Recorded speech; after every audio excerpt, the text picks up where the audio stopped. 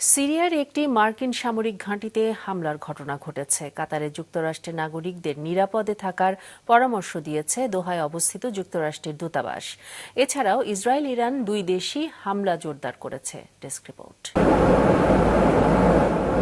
ইরানের ৩টি পারমাণবিক স্থাপনায় মার্কিন যুক্তরাষ্ট্রের বিমান হামলার একদিন যেতে না যেতেই সিরিয়ার উত্তর পূর্বাঞ্চলের হাসাকা প্রদেশের একটি মার্কিন সামরিক ঘাঁটিতে হামলার ঘটনা ঘটল। আর এই ঘটনা জানায় ইরানের রাষ্ট্রীয় সংবাদ সংস্থা মেহের। হামলার ধরন বা এতে কী ধরনের ক্ষয়ক্ষতি হয়েছে তা নিয়ে স্পষ্ট কোনো তথ্য প্রকাশ করা হয়নি। তবে স্থানীয় সূত্রগুলো বলছে ঘাঁটিতে বিস্ফোরণের শব্দ শোনা গেছে এবং এলাকা জুড়ে সাময়িক উত্তেজনা ছড়িয়ে পড়ে।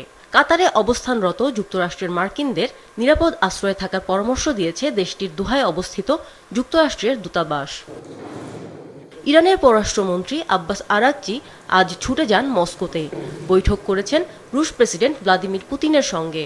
ইরানের বিরুদ্ধে যে অভিযোগে আগ্রাসন চালানো হচ্ছে তা ভিত্তিহীন বলেন পুতিন। তার দেশ ইরানের জনগণকে সহায়তা দিতে প্রস্তুত বলেও জানিয়েছেন তিনি। এদিকে ইরানের ফর্দো পারমাণবিক স্থাপনায় যুক্তরাষ্ট্রের হামলার পর আজ আবারও হামলা চালিয়েছে বলে নিশ্চিত করেছে ইসরায়েলের সামরিক বাহিনী।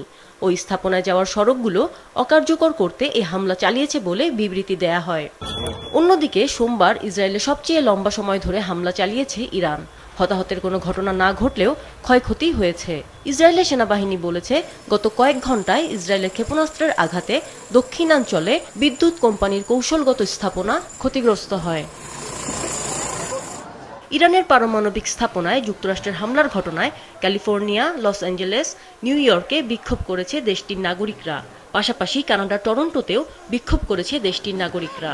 এদিকে যুক্তরাষ্ট্রের জাতীয় নিরাপত্তা দলের সাথে বৈঠকে বসবেন প্রেসিডেন্ট ডোনাল্ড ট্রাম্প।